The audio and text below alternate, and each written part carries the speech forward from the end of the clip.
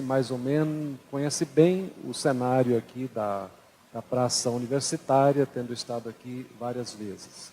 Então ele vai nos apresentar o tema que está na programação, o sertão e o sertanejo na formação da identidade brasileira.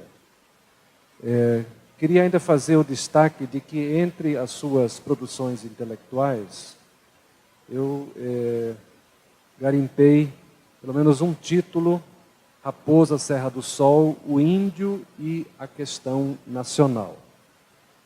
Penso que nós teremos grande proveito com a palestra do jornalista, político, cidadão Aldo Rebelo, ele que tem posições muito claras, firmes, muitas vezes controversas.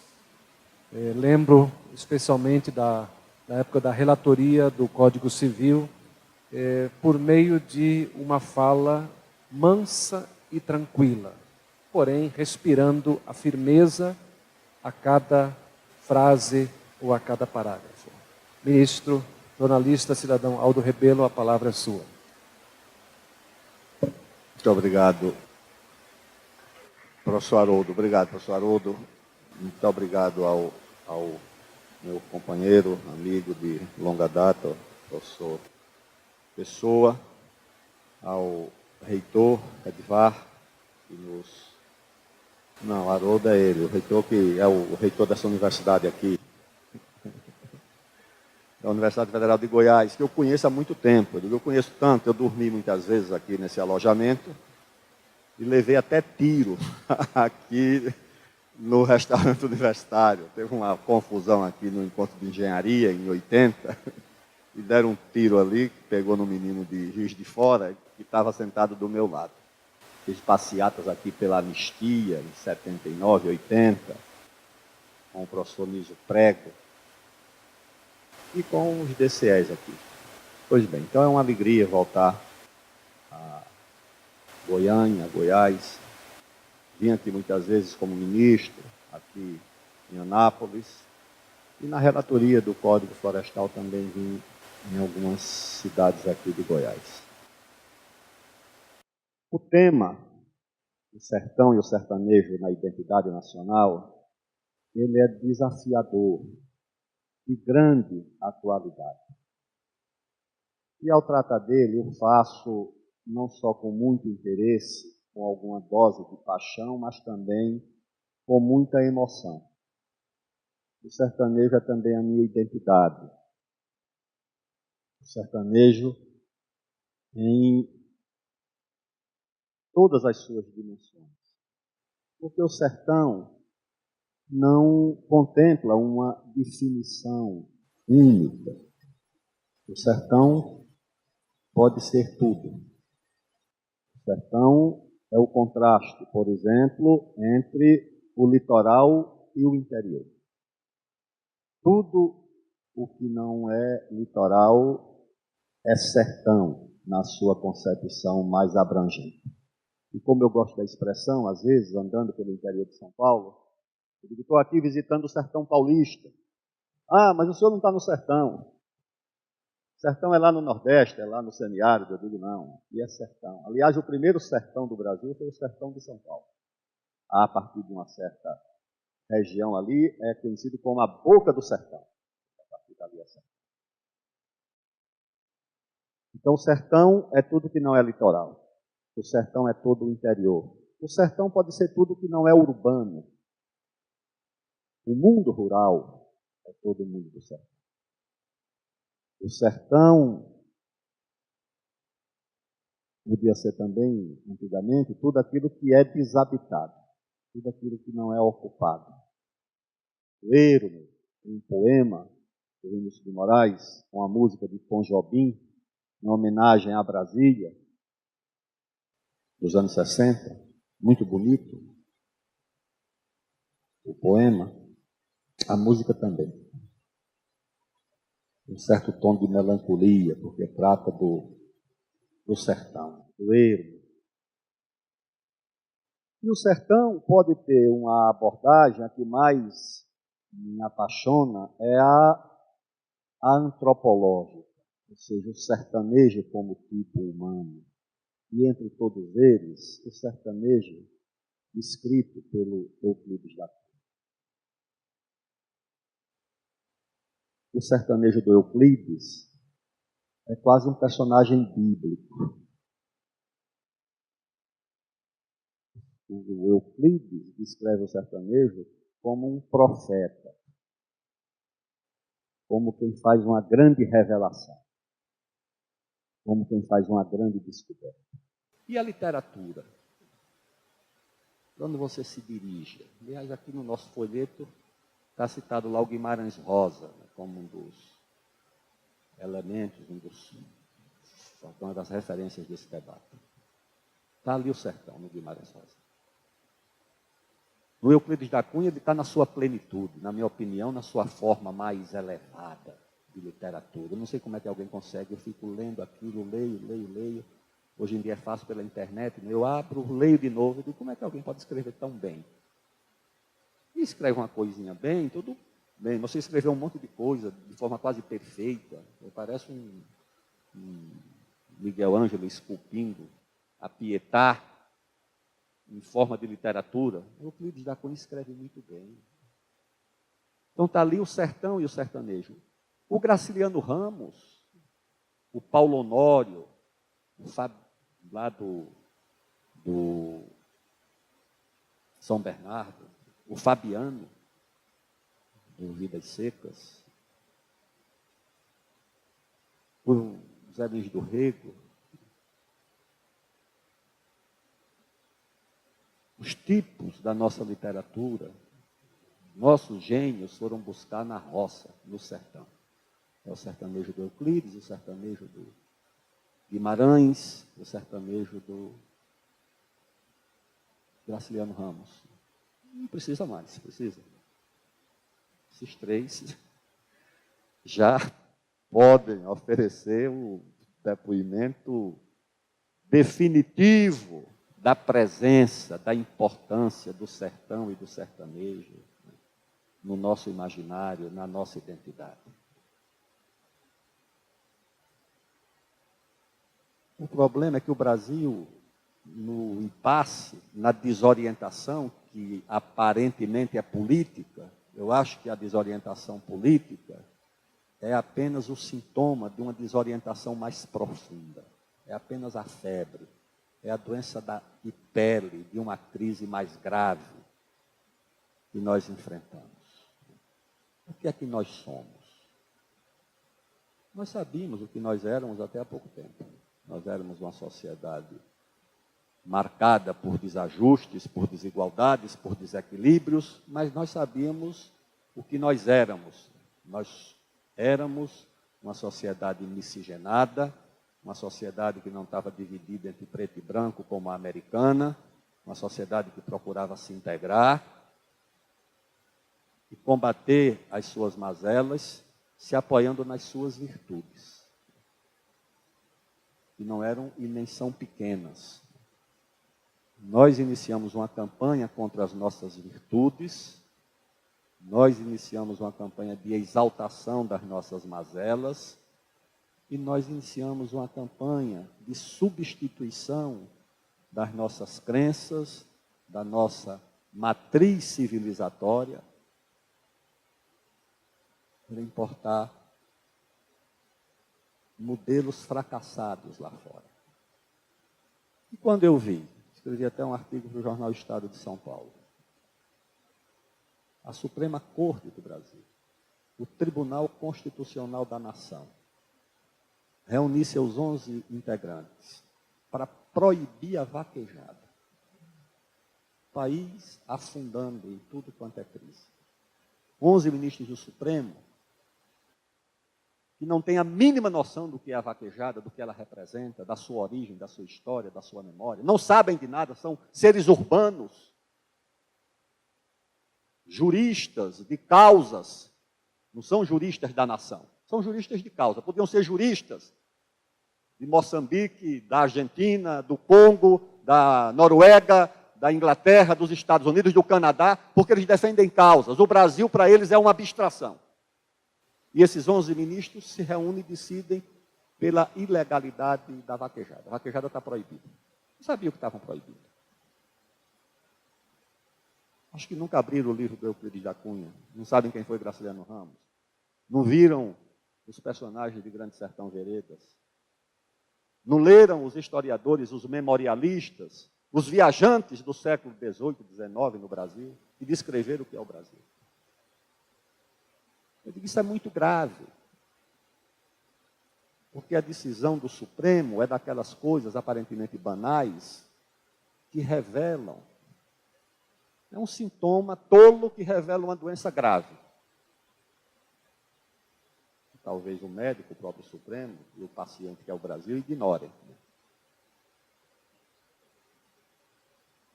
O sertão e o sertanejo, hoje, como o concebemos,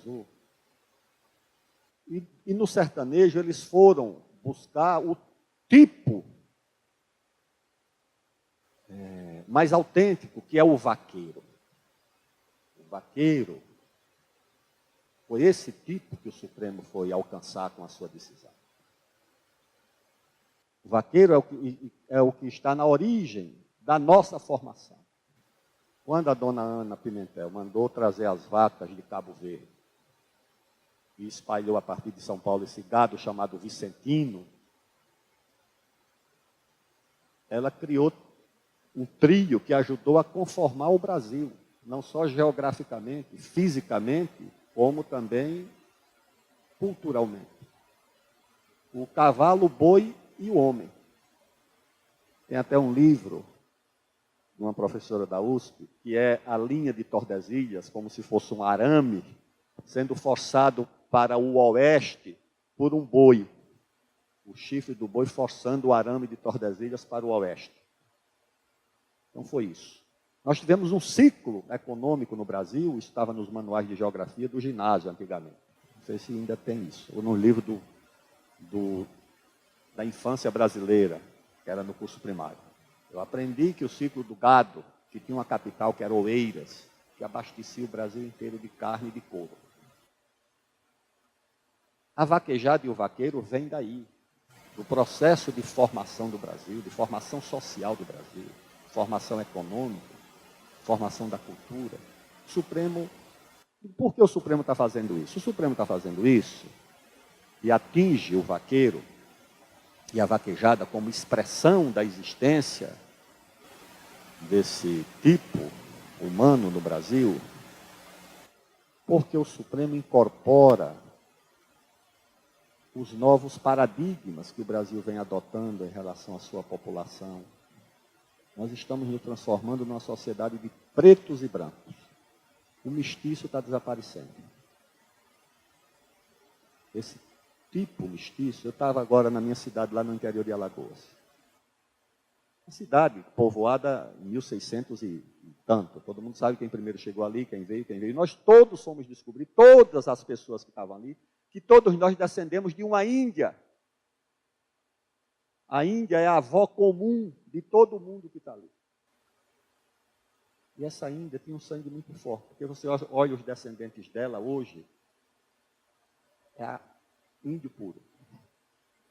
Essa Índia estava lá atrás, e veio marcando a sucessão das gerações. No interior do Nordeste, você encontrar alguém que não tenha como ascendente uma Índia. Difícil você encontrar. Presença do índio. Aliás, o Fernão Cardim informa que na Bahia a população em 1600 e pouco eram 2.000 brancos, 4.000 negros e 8.000 índios. A população que conseguiu ser contabilizada. Claro que essa população misturou, porque provavelmente esses 2.000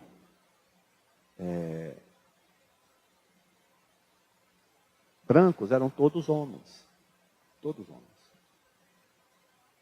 O João Ramalho teve filhos com 500 índias em São Paulo.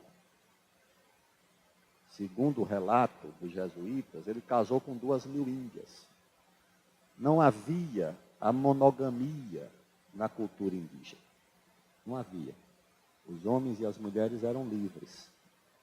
A palavra cunhado vem de cunhã, em tupi, mulher.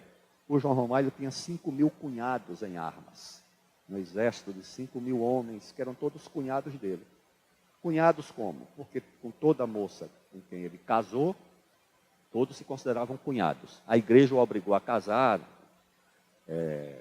na igreja com a índia, Bartira, que é a avó de todos esses 400 paulistas, é a Bartira.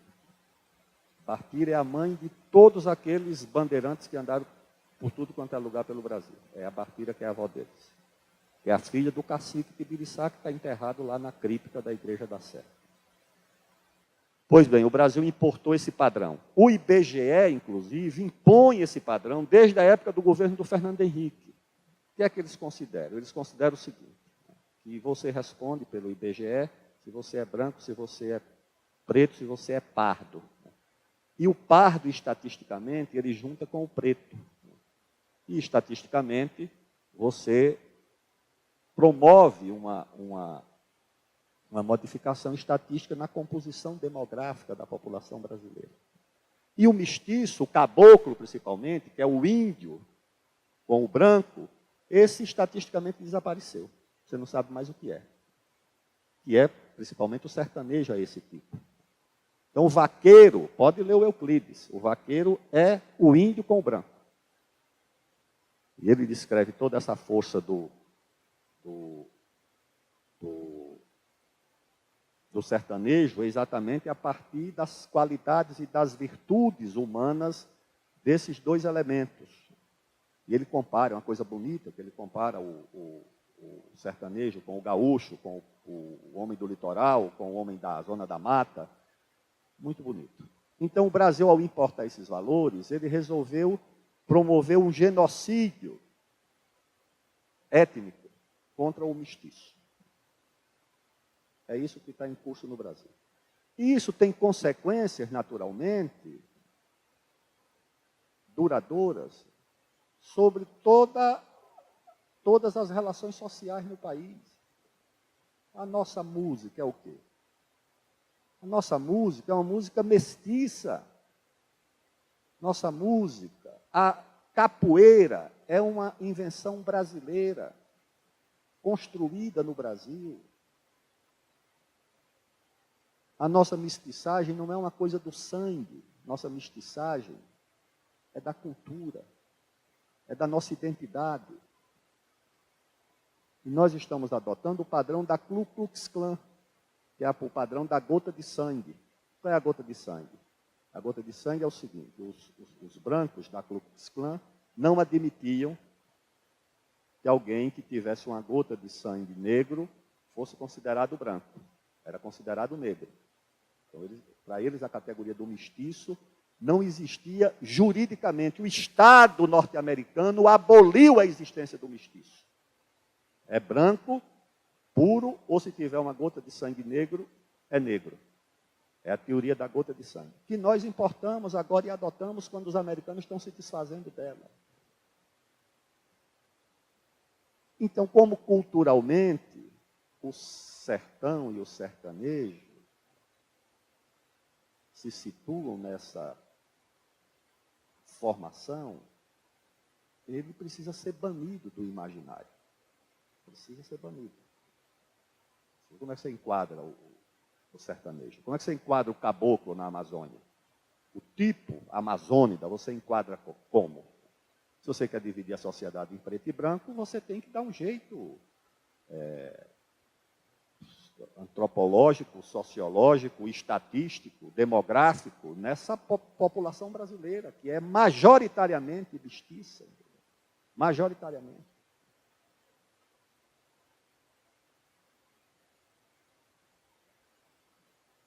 Então, o nosso desafio é muito mais profundo. E essas coisas estão na mídia A Rede Globo trabalha com isso, com essa divisão. As universidades, principalmente, importando modelos e recursos e projetos das universidades americanas. A Fundação Ford, dizendo... Isso aí o cara da Fundação Ford disse um tempo desse. Nós temos 20 milhões de dólares para provar que o Brasil é um país de preto e branco, para dividir o Brasil entre duas raças. É isso. E você atinge o que tem de mais duradouro, de mais profundo e de mais sensível na sociedade brasileira, que é como ela se enxerga, como ela se identifica. E o nosso jeito de enfrentar essa mazela, que é o racismo. Como era que nós enfrentávamos o racismo?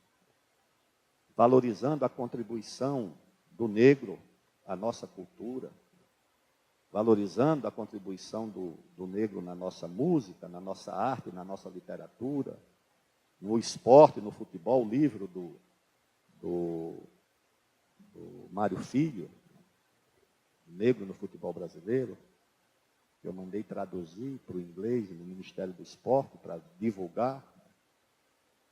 O futebol, por que é que o futebol é uma expressão mais do que esportiva do Brasil? E os cronistas de classe média nunca entenderam, principalmente os de São Paulo, nunca entenderam. O futebol foi a primeira plataforma de promoção social dos jovens negros, mestiços, mulatos, caboclos, como Garrincha, que era filho de índio, Funiô das Alagoas. Foi o futebol. Uma sociedade estratificada, fechada aos pobres, o futebol fez o primeiro negro ser querido, respeitado, admirado no Brasil e no mundo. Foi o futebol. Então, o futebol foi abraçado pelo povo, não por ser um esporte esteticamente bonito e fácil de se jogar. Isso também. Mas foi porque ele foi uma expressão política, social, para os jovens brasileiros, pobres, negros, caboclos, mestiços. Mas isso também vai ter que ter um jeito. Se você quer dividir o Brasil em duas raças, você vai ter que encontrar uma forma de fazer isso. Então, quando nós revalorizamos o tema do sertão e do sertanejo, nós devemos ter isso em conta.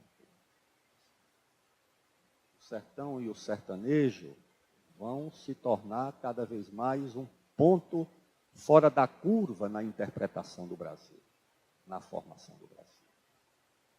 E esse tipo viril, que é o sertanejo, no sentido de persistente na sua continuidade, na sua sobrevivência, vai sendo desconhecido.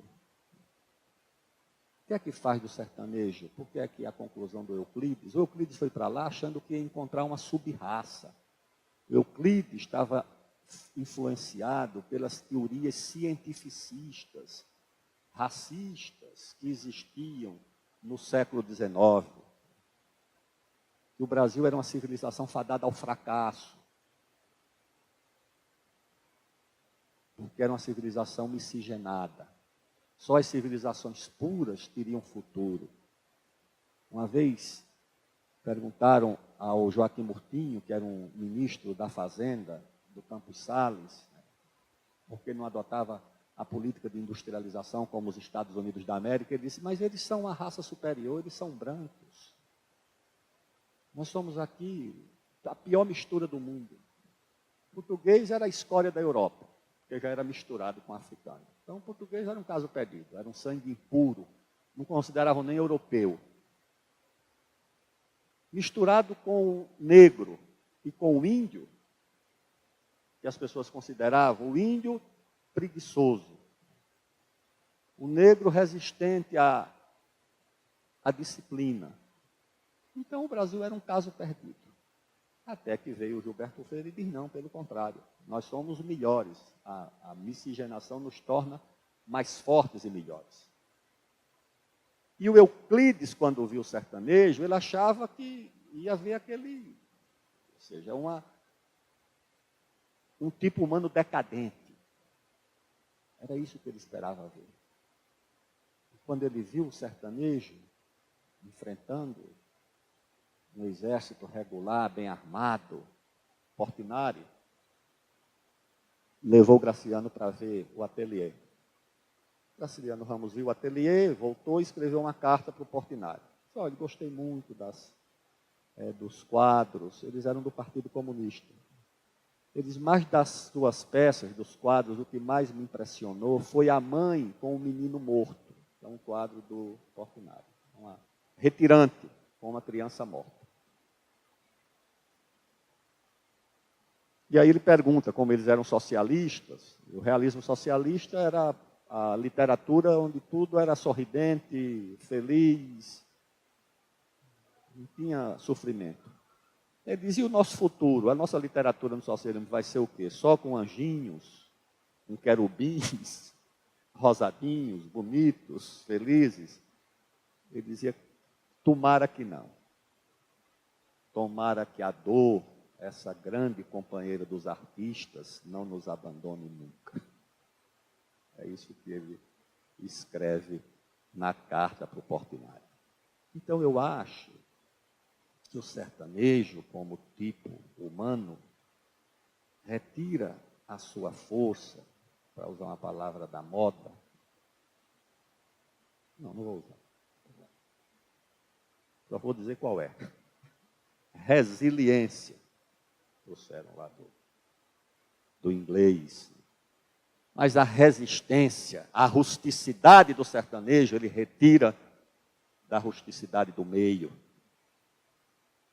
da imposição de se adaptar a uma natureza hostil, difícil, onde, segundo Euclides, ele é obrigado a poupar energia, mas quando precisa utilizá-la, ninguém é capaz de utilizá-la com mais vigor do que o sertanejo.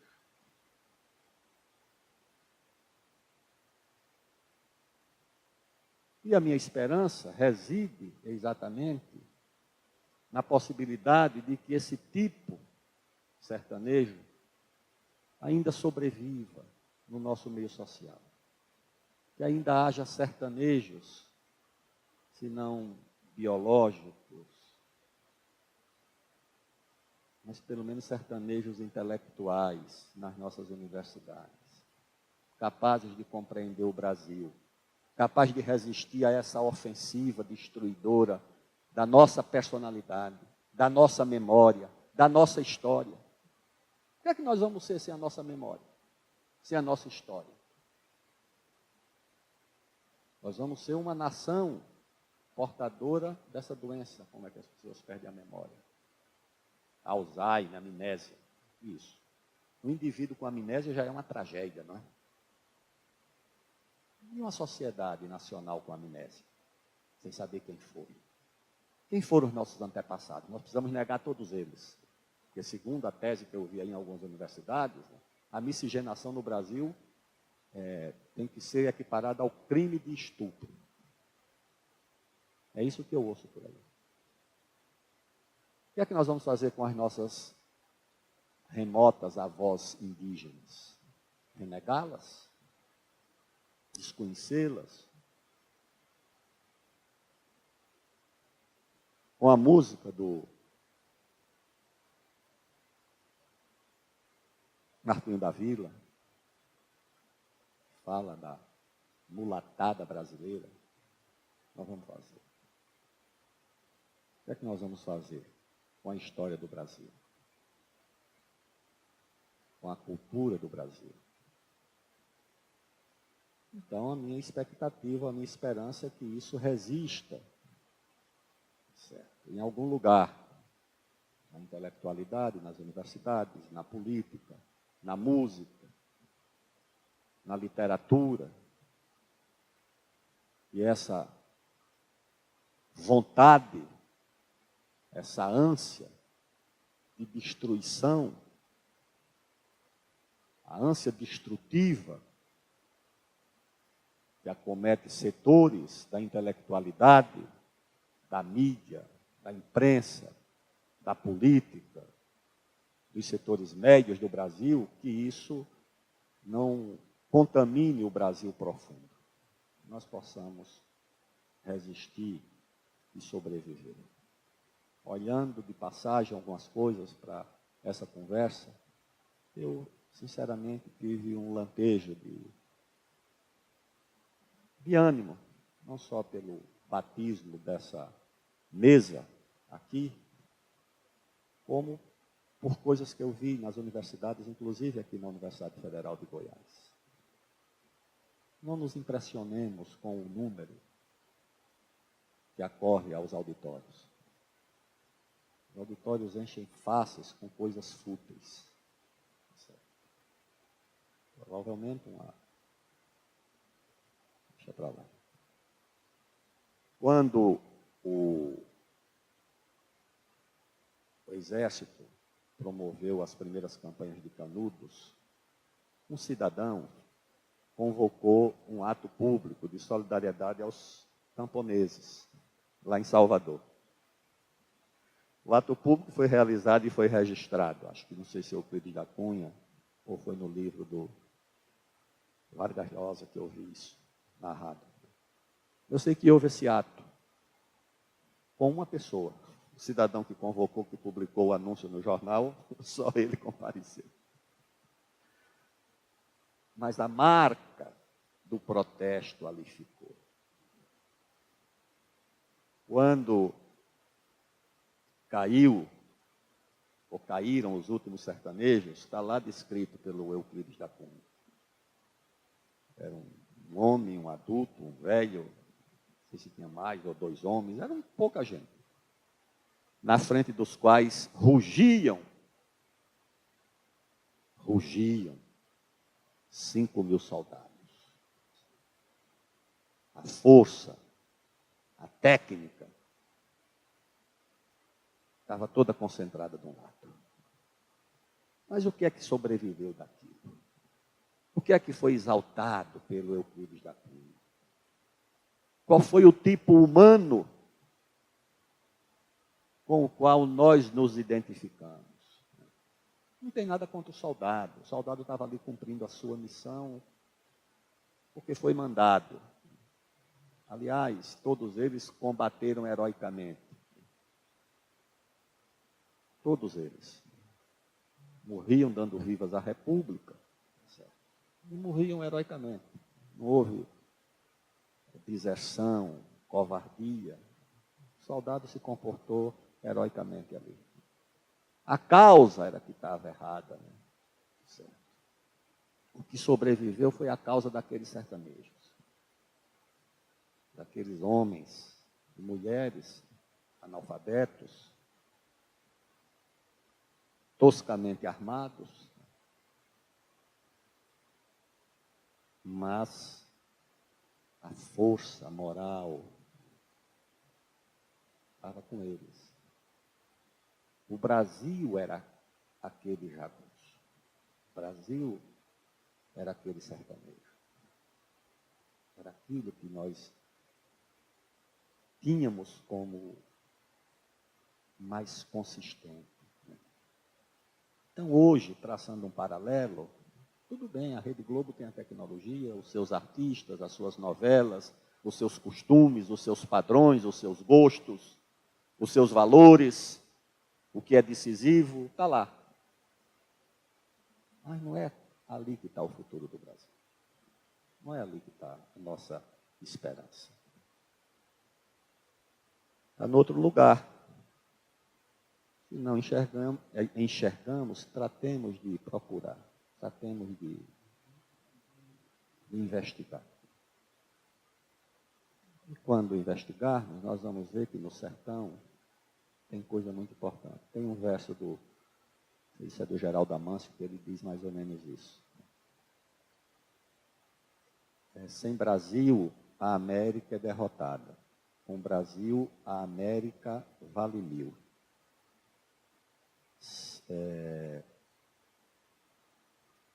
Sem Brasil, a América é derrotada. Com Brasil, a América vale 1000. Sem Nordeste, o Brasil não é Brasil. E sem sertão, o Nordeste não é nada. Ou seja, o Ariano Suassuna dizia isso, que o nervo da civilização brasileira ou nordestina é o sertão, é o sertanejo. Então, prezados amigos, muito obrigado por poder participar desse momento, dessa reflexão e a própria presença do tema é motivo da nossa esperança. Tá bom? Muito obrigado. Penso que efetivamente a sintonia mais profunda se deu entre o cadenciar das reflexões sobre nossas raízes civilizatórias e a sintonia com um público seleto, porém, na minha percepção, absolutamente absorvido no decurso da fala. Claro que tem, dentro da exposição, um conjunto de questões que poderão ser debatidas aí no tempo que nos é concedido, com algumas perguntas, com algumas intervenções e as respostas. Como mediador, eu queria só fazer alguns apontamentos muito sucintos. O ponto de partida é de reflexão de ordem antropológica.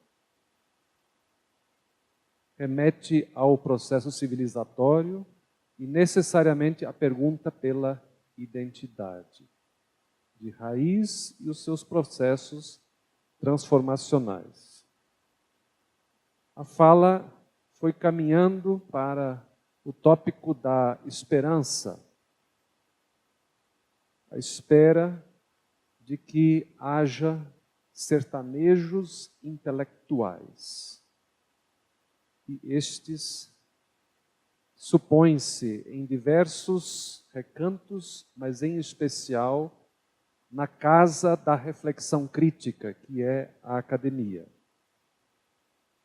Aqui, se a gente já quisesse assim juntar os argumentos, assim, prontamente a gente poderia lembrar de um conjunto de eventos, de ações, de reflexões, em que figuras similares, analógicas ao sertanejo, são empoderadas mesmo na cultura urbana. Então, essa resistência existente. Deputado, jornalista, cidadão Aldo Rebelo, eu queria lhe fazer, pelo menos, um indicativo de uma pergunta que me ficou ao longo de sua exposição. O senhor falou do genocídio estatístico, do mestiço, do sertanejo, dentro dos questionários do IBGE.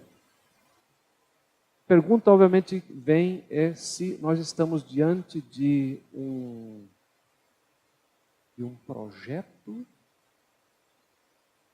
que tem formuladores intelectuais, é projeto, ou nós estamos sendo levados por um conjunto de ações sem a devida reflexão crítica.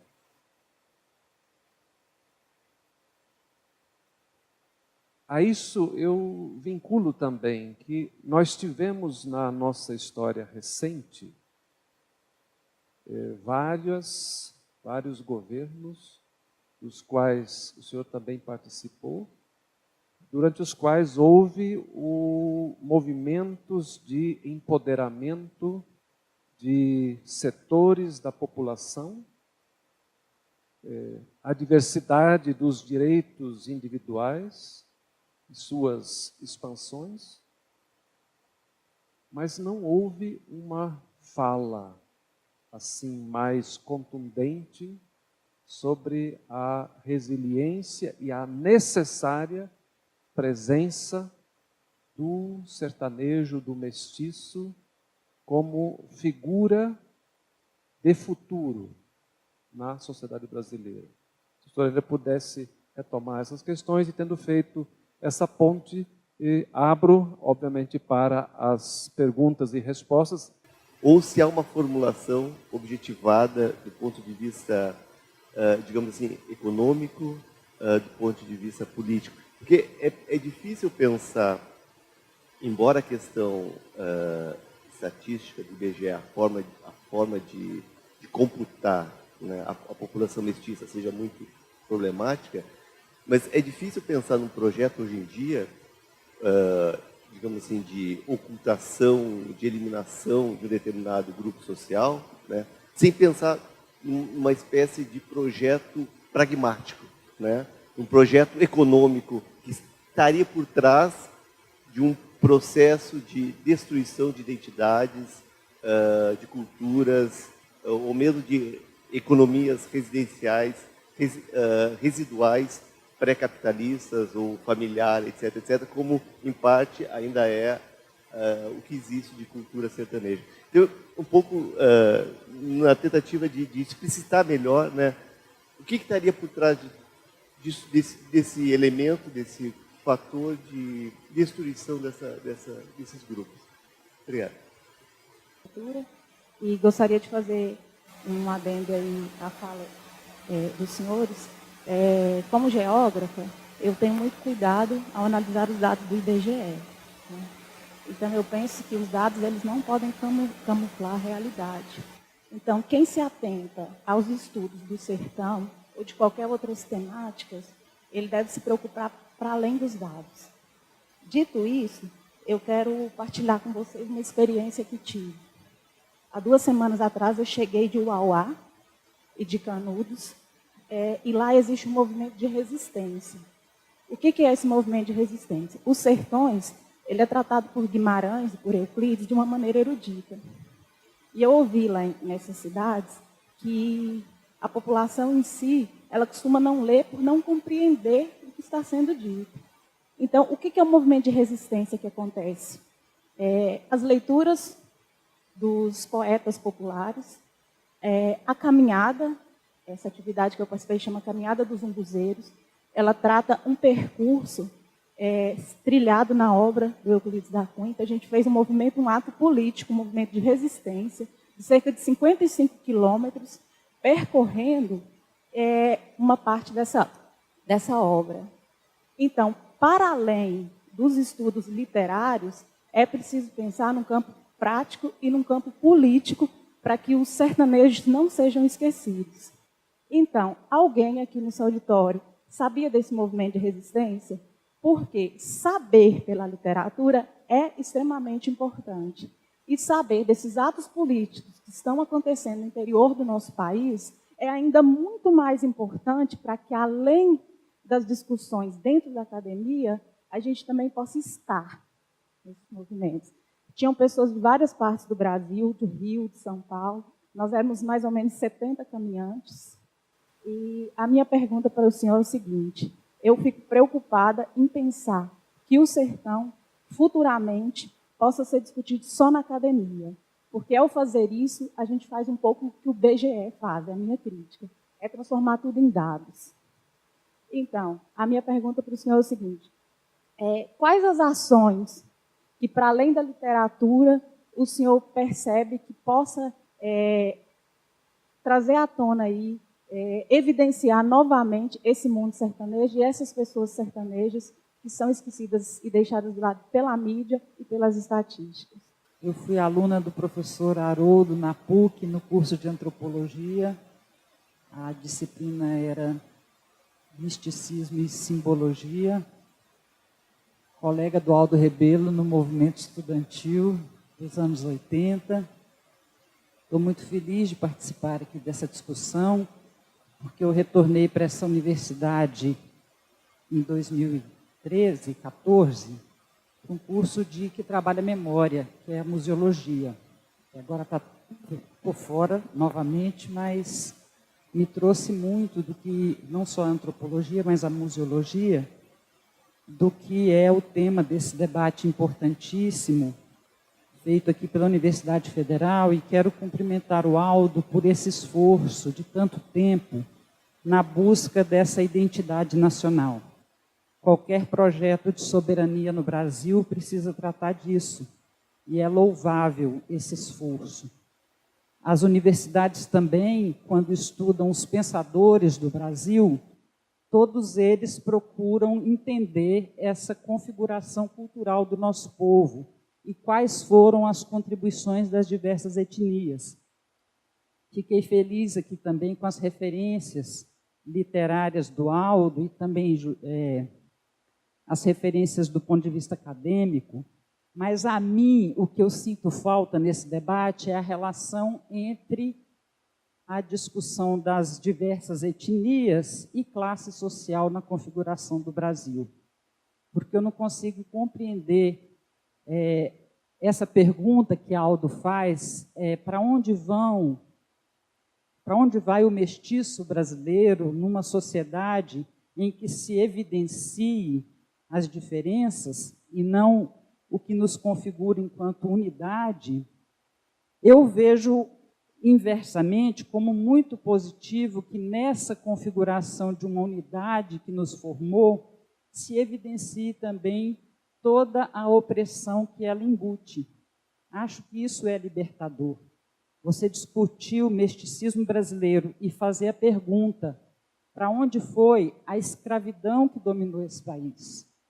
Teve projeto branco de colonização, com a vinda dos imigrantes, com as formulações das universidades, principalmente a Federal da Bahia, a Paulista, de branqueamento do Brasil. Isso é muita violência arraigada na nossa configuração também.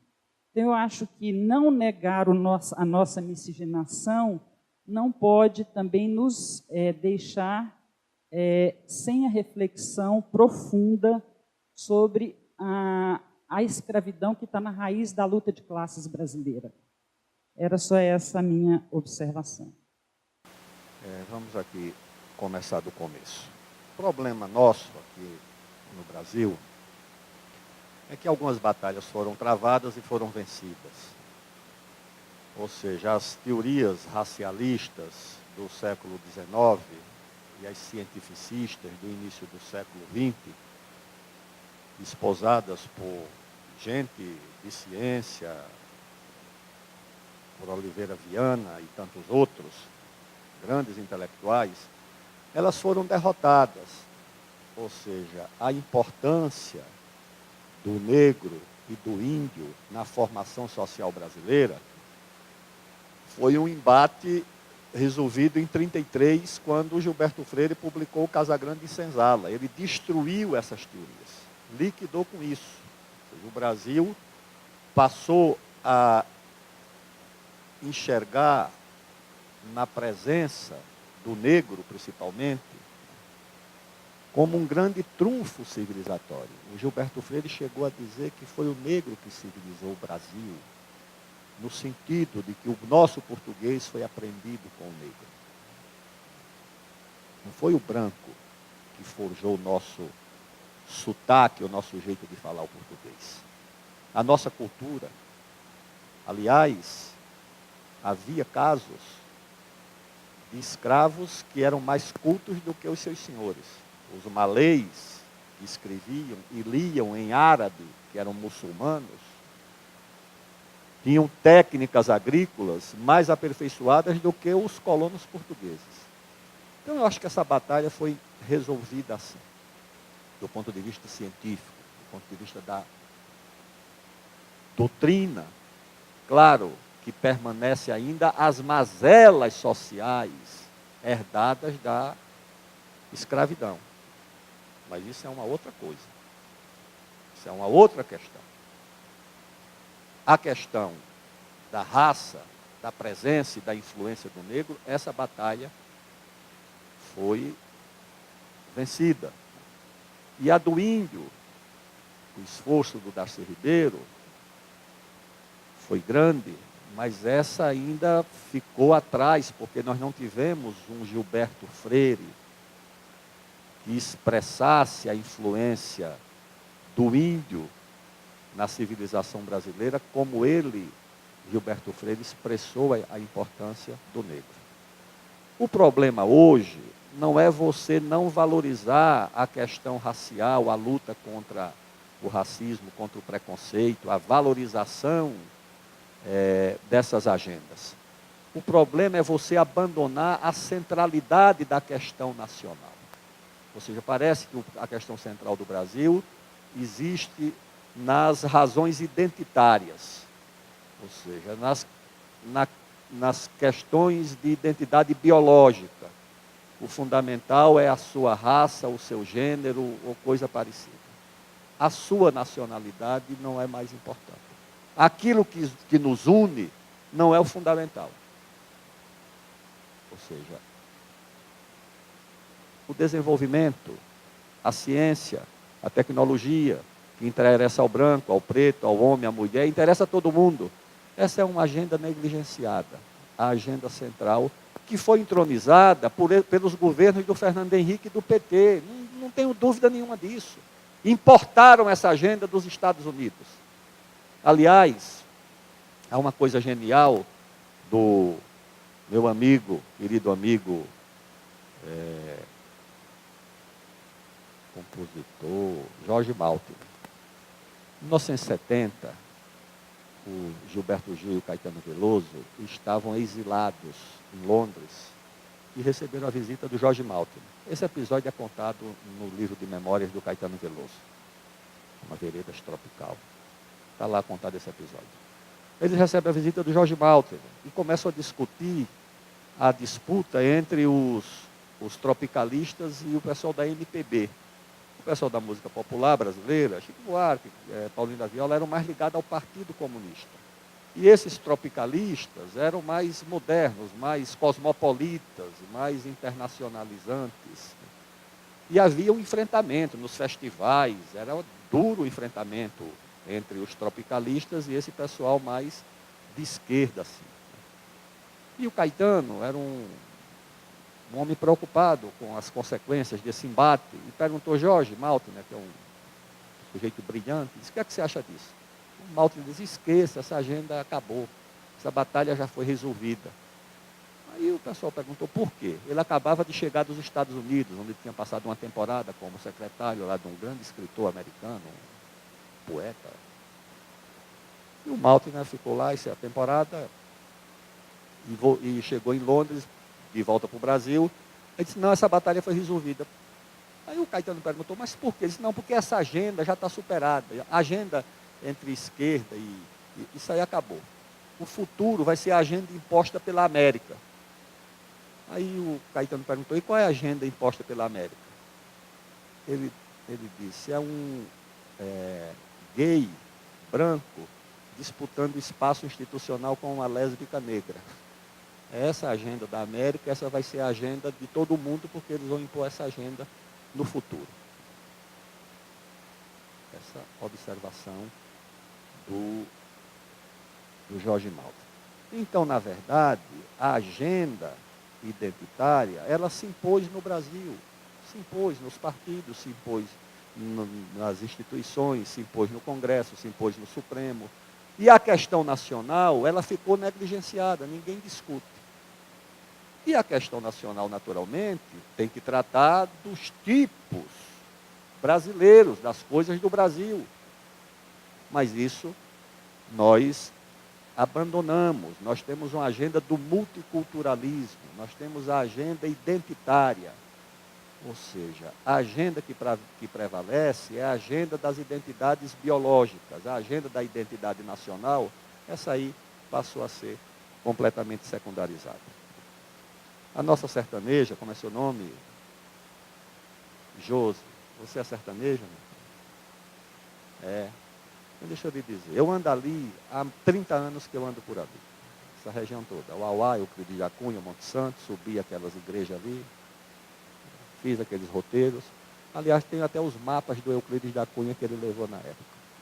A minha ideia, quando eu estava no Ministério da Defesa, era propor ao governo do Brasil e da Bahia a criação de um grande parque, que protegesse completamente aquela área, porque ali ainda há locais, como é um lugar rústico e hostil do ponto de vista da natureza, ele foi preservado pela presença do homem, foi preservado pela ausência do homem, foi preservado pela natureza. Tem um lugar chamado Lagoa do Sangue, onde teve lá um combate. Eu passei lá, pelo menos há um tempo atrás, estava do mesmo jeito. Então a ideia ali é formar um grande parque. Que a própria população não é fazer parque, que nem fazem aqui, para expulsar o povo de dentro, não. Fazer parque, deixa o povo ali dentro que está ali, as pessoas ali, para elas cultivarem a sua história e a sua memória. Essa era a minha ideia, no Ministério da Defesa, propor ao governo federal, ao governo da Bahia, fazer naquilo um grande parque. E que preservasse, que fizesse um lugar de eventos, que passasse a ser um espaço da população local, mas que o Brasil também pudesse passar a conhecer melhor, a visitar. Nos Estados Unidos, eu visitei o parque lá onde teve a Batalha de Gettysburg. Está tudo preservado lá. Uma carnificina entre eles ali. Acho que morreu mais gente do que...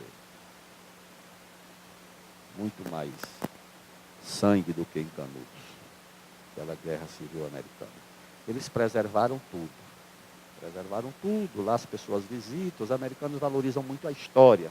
Então estavam lá, milhares de pessoas vão ali por semana, crianças, todas as escolas, vão em excursões de fábricas, de trabalho. Todo mundo quer conhecer a história dos Estados Unidos, né? Fazem aquelas centros, aqueles memoriais, né, do Lincoln, não sei de quem, do Jefferson, eles valorizam muito a história. Nós procuramos, teve até um historiador americano que disse isso. Os americanos escrevem a história dele a partir do que deu certo. Nós escrevemos a nossa a partir do que deu errado. Os americanos valorizam o que deu certo na história deles. Nós tentamos provar que somos um fracasso civilizatório, pegando tudo que deu errado. Claro que vai ter muita coisa que deu errado na vida de uma pessoa, de uma coletividade, de uma empresa, de qualquer lugar vai ter coisa que deu errado. Quem diabo faz tudo certo na vida? Meu? Qual o país do mundo que fez tudo certo? Mas aqui nós pegamos o que deu errado. Nos 500 anos aqui da formação brasileira, uma filósofa lá de São Paulo, esquerda, uma mulher muito respeitada, escreveu um livro sobre os 500 anos. A última frase do livro é: nada a festejar, celebrar, qualquer coisa. E diabo, o que é que nós somos então? Nós somos indignos de celebração? Não, nós temos muitas qualidades, muitas virtudes, e se for botar na balança os defeitos nossos e os dos outros, sinceramente, os de lá são muito grandes também. Bota aí os europeus, os americanos nessa balança e vamos ver. Mas aqui não. Então tem que fazer isso, tem que valorizar, tem que ir lá. Agora mesmo em janeiro eu passei lá de novo, vou ali, subo depois, entro ali para o Xorroxó, Rodelas, desço pelo Raso da Catarina, circulo por ali. Eu acho que tem uma alma brasileira. O corpo do Brasil pode estar em qualquer lugar, nas fábricas, nas indústrias. Certo? O corpo do Brasil pode estar em qualquer lugar. É olhar para aquele lugar ali com atenção e valorizar as pessoas que estão ali para cultivar essa memória. Nossa companheira, Denise, você não terminou seu curso de engenharia, não foi? Não, você faz engenharia. Era um tempo lamentável do Brasil em que as pessoas abandonavam o curso de engenharia porque engenheiro não tinha o que fazer no Brasil. Isso era um fenômeno geral. Aqui nós tivemos vários, todo canto, em Alagoas, no Piauí, as meninas e os meninos que tinham facilidade em exatas, que faziam engenharia, depois ia para onde? Um país que não cresce, que não vai para lugar nenhum. Então ia por ali atrás de um curso de comunicação, de outras áreas onde pudesse ter emprego. Né? Mas engenharia era muito difícil. Mas eu acho, Denise, isso, entendeu? Eu acho que nós temos uma agenda democrática que valoriza essas questões. Eu não gosto nem da palavra empoderamento, sinceramente. Nós importamos essas expressões. Aí eu era ministro do esporte, chegava lá essas delegações americanas. Era do começo ao fim, o empowerment. Mas que diabo é isso? Né? É uma coisa que eles criam, que a gente incorpora. Não tenho nada contra isso. O que eu acho é que você precisa temperar essa agenda democrática com a agenda que envolva todos os empoderados e todas as empoderadas. Que é a agenda nacional, a agenda do Brasil. Não tem solução particular para ninguém se o Brasil não tiver solução. Eu começo a dizer isso, a agenda do crescimento, do desenvolvimento.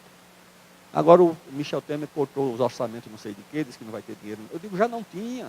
O Brasil só tem déficit, não tem dinheiro. Você vai discutir o dinheiro que não existe. Eu fui ministro de 4 pastas diferentes, de 4 áreas diferentes. Fui presidente da Câmara. Eu digo, eu tenho uma coisa que eu posso dizer com segurança. Quando o Brasil cresce, tem dinheiro. Quando o Brasil não cresce, não tem dinheiro. Essa equação pode escrever que ela vai ser assim em qualquer circunstância. Se crescer, tem dinheiro. No tempo do Lula cresceu, então tinha dinheiro para a universidade, criou campo universitário, abriu instituto, abriu não sei o quê, fez ferrovia, fez isso, fez aquilo, fez o que é certo, fez o que era errado, gastou certo, gastou errado, mas tinha dinheiro. Tinha dinheiro. Quando não tem dinheiro, vai resolver o quê? Vai ter dinheiro para a educação, tirando de onde? Para a saúde, a previdência. Vai resolver a crise da previdência sem emprego, sem assinar a carteira de 13 milhões e 14 milhões de pessoas que estão desempregadas? Tem solução para o desemprego sem o país voltar a crescer? Tem solução para a previdência sem o país voltar a crescer? Tem solução para quê se o país não voltar a crescer? Para nada. Então a primeira agenda não é dividir o Brasil entre esquerda e direita, homem, mulher, preto e branco. A primeira agenda é juntar todo mundo e dizer o seguinte: vamos fazer o Brasil voltar a crescer? Qual que o senhor vai fazer para o Brasil voltar a crescer? Porque o resto, entendeu? A gente querer dividir, mas o senhor é a favor do mercado ou do Estado? Eu digo, deixa eu te dizer uma coisa.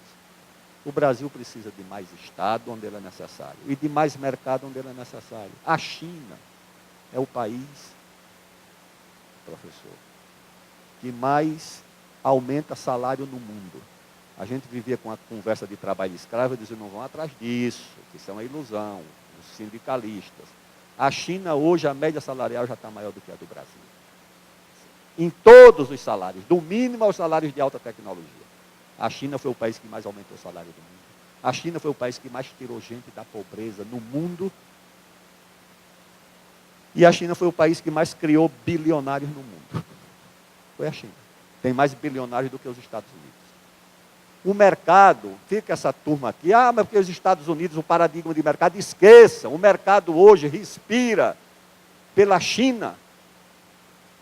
As maiores, as de 400 ou 500 startups com mais de R$1 bilhão de investimento, 90% estão na China. É na China, o capitalismo está na China. E o socialismo, tomara que também esteja lá. Vieram me perguntar nos Estados Unidos, ao senhor, é socialista, como é esse negócio? E a China? Eu digo, eu não tenho condições de responder se a China é socialista ou capitalista. Só tenho condições de dizer o seguinte: se for capitalista, vocês celebrem, festejem, comemorem, porque o capitalismo está triunfando no país que mais cresce no mundo, que mais combate a pobreza, que mais cria riqueza, que mais inova, que mais faz tudo no mundo de bom a China está fazendo, que mais cria energia renovável. Então celebre, porque o capitalismo está muito bom. Agora, se não for, tá certo. Se não for, vocês deviam estar preocupados também. Porque o país está crescendo muito, o país está com muita pujança. O Brasil precisa disso, de mais mercado, de mais Estado. Onde é que o Estado precisa agir? Onde é que o mercado precisa agir? Achar que é uma guerra, que é um conflito, para nós é uma desorientação. Lembra o que aconteceu na Copa do Mundo? A gente preparando, fazer uma Copa do Mundo, que era uma coisa importante, que todo mundo estava olhando. Aqui uma guerra, a gente quebrando tudo no meio da rua, não vai ter Copa. Eu dizia, mas quem é que está fazendo a manifestação não vai ter Copa? O cara disse, todo mundo. Eu disse, mas todo mundo quem? A turma da oposição, a Dilma, porque disse, se não tiver Copa vai ser ruim para ela. E em São Paulo, a turma da oposição, ao Alckmin, porque disse, se não tiver Copa vai ser ruim para ele. Eu digo, agora nós estamos bem. Estamos muito bem nessa situação. Então é uma coisa da desorientação. Então o país precisa se orientar em torno do que nos une. E o que nos une não é pouca coisa, é o interesse nacional, o interesse comum, o interesse de todos os brasileiros. Muito obrigado.